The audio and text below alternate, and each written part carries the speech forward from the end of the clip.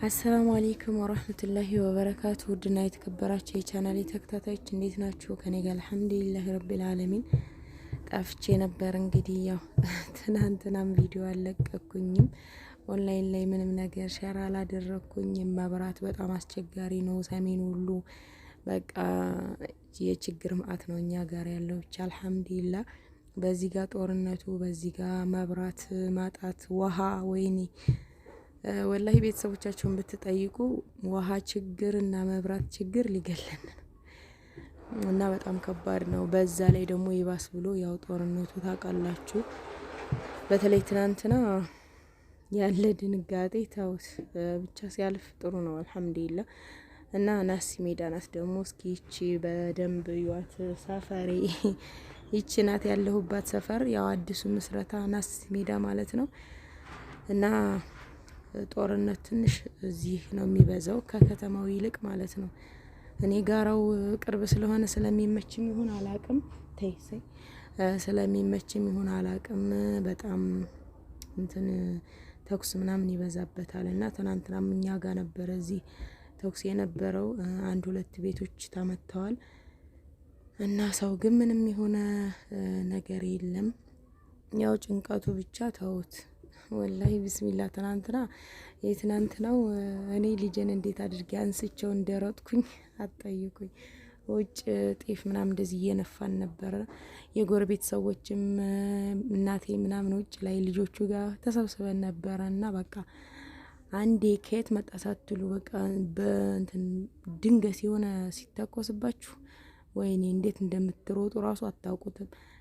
በጣም ሲንካካ ወዲያው በቃ እኔ ልጄ አንገቱንና ቅንጭላቱ አካባቢና ማለት ነው አንድ እግሩን ይዤ ነው አንጠልጥዬ እየሮጥኩኝ ወደ ቤት የሄድኩት። እና በጣም ነበረ ምን እንዳደረግን ራሱ አላወቅነው። አንዲት ጎረቤት የነበረችና ልጇን ተሸክማ ይዛት ሩጣ መጣ እኛ ቤት ገብታ ሳሎን ውስጥ ቁጭ አደረገቻትና ቁጭ እንዴት መጣሽ ስላት እንዴት መጣሽ ብላ ልጇን ትጠይቃታለች። ልጇን አንስታ ተሸክማ እየሮጠች ቤት ማስገባቷን እንኳን አታስታውስም።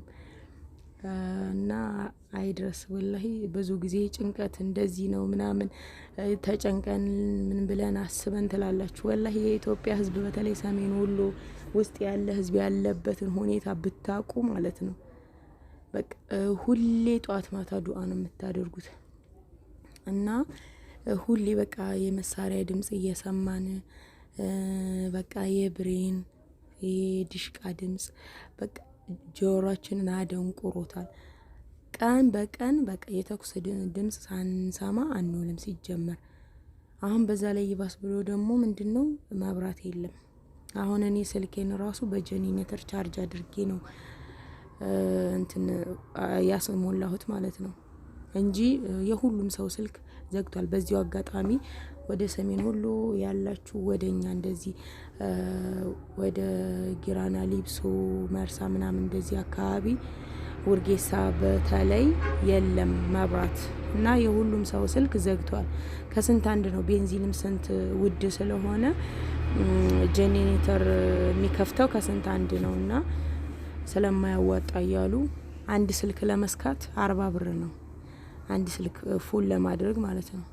ግን ለዛውም አንከፍትም ይላሉ ስለማያዋጣቸው ቤንዚሉ ማለት ነው። እና የቤተሰባችሁ ስልክ ምናምን እንደዚህ ዘግቶ ነው የሚሆነው ካልሰራላችሁ። ብቻ ደህና ነው አልሐምዱሊላህ። ለጊዜው ግን ዱአ አድርጉ። ወላሂ እኔ ጭራሽ ምርር ነው ያለኝ። ብቻ የትም ስለማይደረስ አልሐምዱሊላህ በሀገር የመጣ ነገር ነው። እንግዲህ ከሞትን አንድ ላይ ብለን ዝም ብለን ተቀምጠናል እንጂ የሰሜን ወሎ ጉዳይ በጣም ነው የሚያሳስበው። ወላሂ በየሚዲያው ለምንድን በየኮሜንቱ በቃ ፍትህ ለሰሜን ወሎ ለአማራው ህዝብ ወላሂ እንደዚህ ለምን አንጮህም? በጣም ፍትህ ያስፈልገናል። ንጹሁ ህዝብ ማለት ነው። ደሃው ህዝብ ምስኪኑ ህዝብ ፍትህ ያስፈልገዋል። እና በጣም ከባድ ሁኔታ ላይ ነው ያለነው። በቃ ውሃ የለ ማብራት የለ እዚህ ጋር ጦርነት ጧት ማታ መደንገጥ በቃ ህዝቡ ያለበት ሁኔታ ይሄ ነው። እና እንደዛ ስለሆነ አላህ ሰላሙን እንዲያመጣልን ሁላችሁም ዱአ አድርጉ። እስኪ ተጨነቅን እንደዚህ ያልን ምናምን አትበሉ፣ ዝም ብላችሁ ማለት ነው። መጨነቅ ምንም ፋይዳ የለውም። እናንተ ከምትጨነቁት በላይ እኛ ቀን በቀን ጠዋት ተነስቶ በቃ ጭንቀት ነው እና ያለንበት ሁኔታ ሁሌ እየደነገጥን ከቀን ወደ ቀን ኪሎ እየቀነስን ነው። በድንጋጤ መጣ ሳትሉ በቃ ሰላም ነው ብላችሁ ሰላም ሀገር ተቀምጣችሁ እንደገና ሲንካካ መሳሪያ በላይታችሁ ላይ በጣም ነው የሚያስደነግጠው ማለት ነው። እና እንደዚህ አንዳንድ ቤት ምናምን ሲመጣ አሁን ትናንትና እዚህ ጎረቤታችን ቤት ተመቶ ነበር እና እንደዚህ ሊጥ ልታቦካ እንትን ብላ አዘጋጅታ ምናምን ማውቂያውን አጣጥባ ከዛ እንዳለ ተኩስ ሲጀመር በቃ በግድግዳው ሸንቁሮ ገብቶ እንትን ምርግ ብቻ ስለሆነ ስላልተገረፈ ያው አይመልሰውም ሲሚንቶውና ወደ ውስጥ ገብቶ ግድግዳውን ቦትርፎ ቤት ውስጥ ካንዱ ወደ አንዱ ቀላው እስከሚበርድ ድረስ ካንዱ ወደ አንዱ እየተቃጨ እቃ እንትን አለባት ማለት ነው፣ ጨረሰባት። እና እንደዚህ አይነት ነገር በጣም ከባድ ነው። አሁን በባለፈው በቅርብ ቤት ተተኩሰው ደግሞ የኛን ቤት የኩሽናውን ጀርባ እንጨቱን እንዴት አድርጎ እንደፈለጠው ብትሉ ወላሂ ጥልቆ ራሱ እንደዛ አድርጎ አይፈልጠውም፣ ብትንትን ነው ያደረገው። እና እንደዛ አይነት ነገር ሲፈጠር በቃ እኔን መታኝ ብላችሁ ነው በቃ እንትን የምትሉት። ድንጋጤውን ነው እምላችሁ። በጣም ከባድ ነው ሁኔታው። እዚሁ ናችሁ ከምትደነግጡት በላይ እኔ እንጃ እዛ የምታስቡት አይደለም። ገብቷችኋል?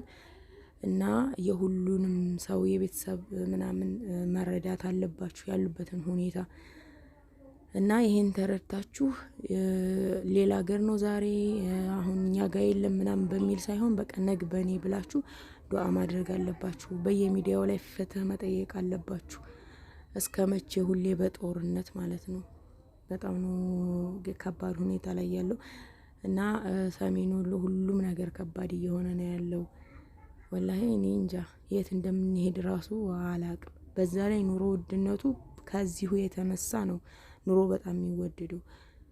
መኪናዎች ምናምን ሰላም ስለሌለ መኪናዎች ስለማይገቡ የነጋዴ መኪናዎች ስለማይገቡ እቃዎች ወደኛ አይገቡ ማለት ነው። እቃ ካልገባ ደግሞ እዚህ ያሉት እቃዎች ስለማይገኙ ዋጋቸው እየጨመረ ይሄዳል ማለት ነው። በዛ ምክንያት ነው እኛ ጋር ኑሮ የተወደደው እንጂ እንደውም የሚባለው ከሰሜኑ ውጭ ካሉት ሀገሮች ላይ ከኛ የተሻለ ነው የሚባለው ማለት ነው።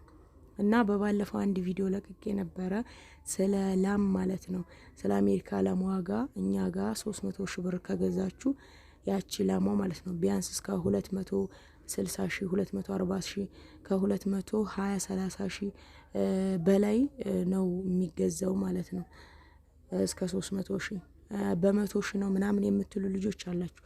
ወደዛ ወደ ቡታጅራ ወደ ደቡብ ክልል ወደ ከደሴ ወደዛ ማለት ነው በዛ አካባቢ በርካሽ ነው ምናምን እያሉም ሰምቻለሁኝ ማለት ነው። ግን ከዛ እዚህ ድረስ እኛ ጋር እስከሚመጡ ድረስ ይጀመር የሚገዙትም በዛው አካባቢ ነው እና እኛ ጋር እስከሚደርሱ ድረስ ዋጋቸው ይጨምራል ማለት ነው። ዋናው ትራንስፖርቱ ስለሆነ እና ምሳሌ ቡታጅራ አንድ ላም 100 ሺህ ብር ከሆነች ያችን ላም ገዝቼ እዚህ ድረስ እስከማመጣት ድረስ 300 ሺህ ብር መግባቱ አይቀርም ውዶችዬ። እና አመልላችሁ ፈልጌ ነው ነጋዴው ሲያመጣት ገዝቶ ሲያመጣት የትራንስፖርቱን የምኑን ጨማምሮ ከ200 ሺህ በላይ ያደርገዋል ማለት ነው ዋጋውን። እና ደግሞ እንዳገሩ ነው የሚለያየው ዋጋው። እዚህኛ ጋር ሰሜን ወሎ ላይ በውድ ነው የፈረንጅ ላሞች የሚሸጡት፣ ምክንያቱም የለም የሚመጣው ወደዛ ነው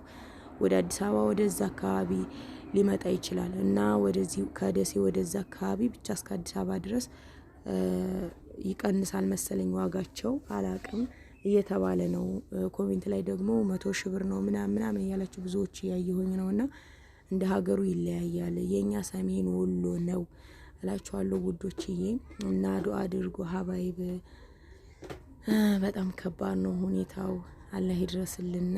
ለዛሬ ያለኝ ቪዲዮ ይሄንን ይመስል ነበር። ላይክ፣ ሼር፣ ሰብስክራይብ ማድረጋችሁን አትርሱ። አሰላሙ አለይኩም ወራህመቱላሂ ወበረካቱ።